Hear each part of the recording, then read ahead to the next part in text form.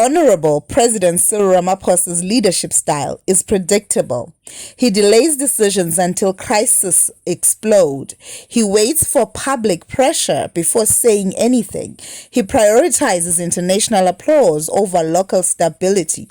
He refuses to take decisive action unless the ANC's image is at risk. This airport incident exposed everything wrong with his approach.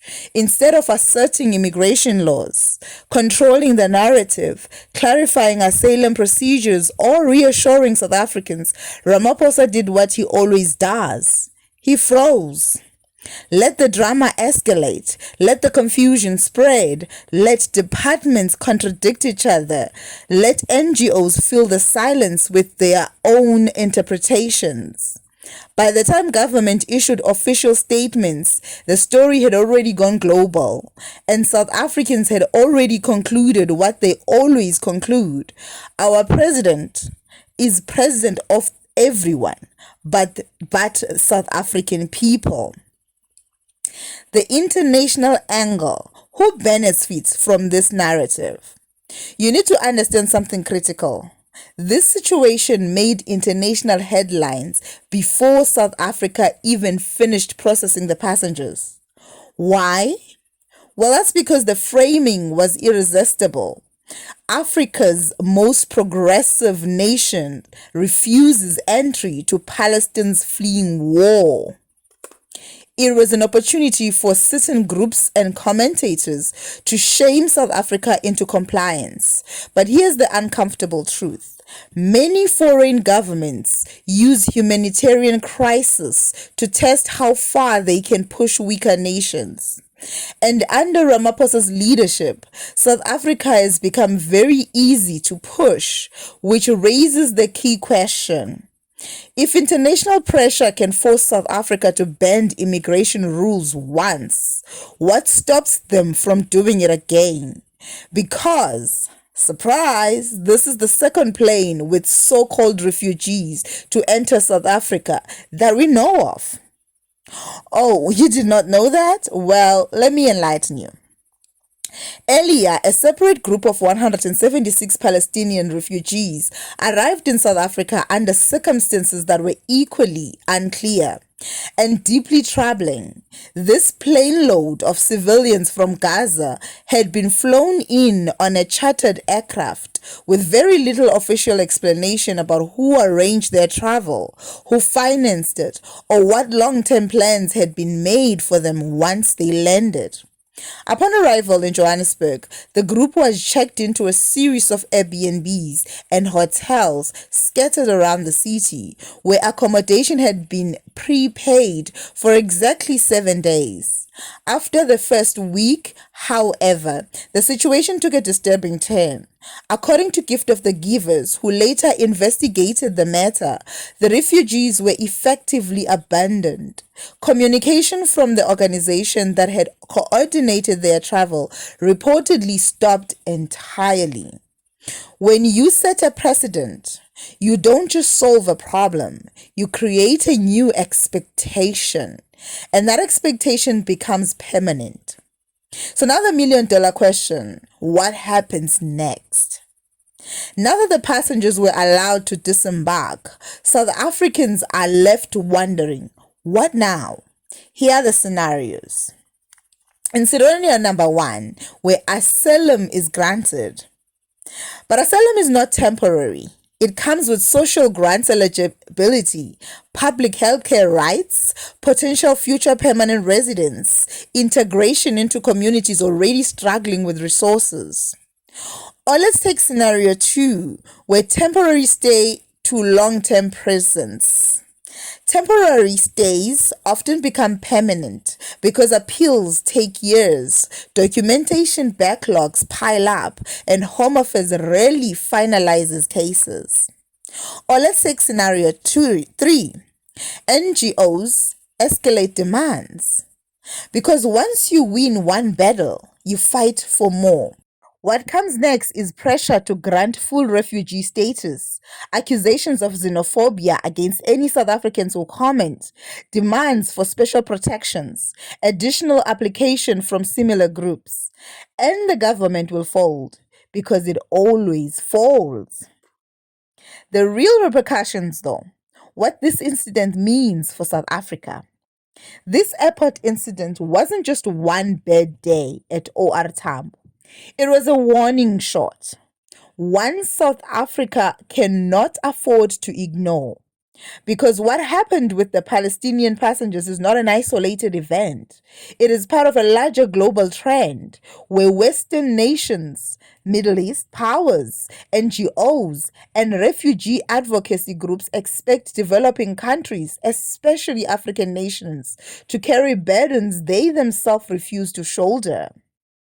And South Africa, because of its political symbol, is always the first target. Let's break down exactly what this event has set in motion. Firstly, a new precedent. South Africa can be pressured. Every nation has immigration laws, but what matters is whether they can be enforced. Before this incident, South Africa's immigration system was already struggling, but at least there was a perception that the government still had final authority. Now, the message sent to the world is loud and clear. If you create enough noise, South Africa will fold. That is dangerous because it means organized groups may plan similar trips. Other conflict zones may send asylum seekers directly to OR Tambo. Human smuggling networks may exploit South Africa's political guilt. NGOs use media pressure to override Home Affairs decisions. If a government cannot uphold its own border policies in a controlled airport environment, how can it protect hundreds of kilometers of porous land borders? The truth is, it can't. And now the world knows it. Secondly, the floodgate effect. Refugee systems don't collapse overnight. They collapse slowly through a buildup of exceptions. Today, 153 passengers. Tomorrow, 500. Next year, 10,000. And South Africa simply doesn't have the infrastructure to handle unlimited inflows. Let's be realistic. Hospitals are already overwhelmed. Schools already have overcrowded classrooms. Municipalities are already collapsing. Police already cannot keep up with the crimes. Home Affairs already has a 5-year backlog in asylum processing. Job scarcity already fuels resentment between locals and foreigners. Adding more asylum seekers without a functioning integration system is not humanitarianism. It is reckless. And it creates a fertile ground for xenophobic tension, not because South Africans are naturally hostile, but because competition for basic services becomes unbearable. You cannot run a refugee system when your own citizens are struggling to access healthcare, education, safety, and sanitation. Thirdly, the political angle this will cost Ramaphosa. Make no mistake, this incident damaged Cyril Ramaphosa politically, far more than his advisors will admit. And some of them are using it to overthrow him. South Africans already feel ignored, unheard, and abandoned by the ANC. They feel like the government cares more about diplomatic theater than local suffering. So when the president rushed to respond to this situation but avoids addressing crises affecting South Africans, people take note. This creates several political problems. And problem number one, ANC voters feel betrayed. Traditional ANC voters see the party prioritizing foreign conflict over local concerns. Many are asking, where was this agency when we asked for jobs? Where was this energy when our children were being killed in gang violence? Where was this leadership when ESCOM collapsed? Problem number two for the ANC. Opposition parties will weaponize the incident. The DA, EFF, MK, Action SA, Patriotic Alliance, and others will spend months turning this story into a talking point.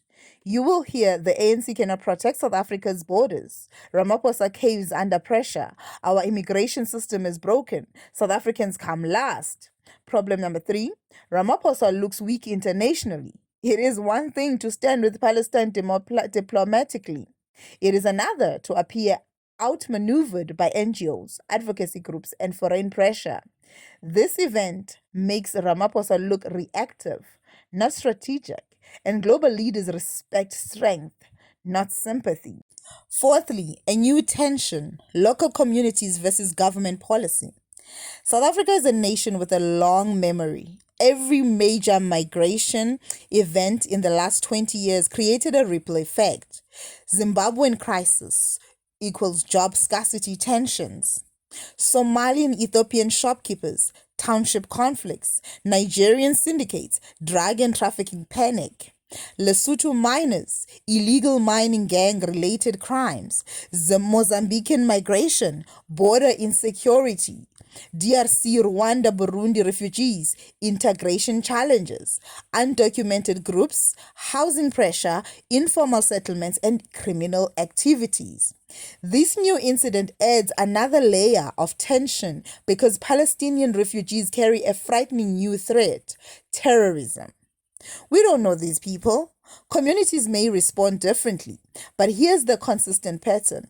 People become hostile when they feel ignored by their own government.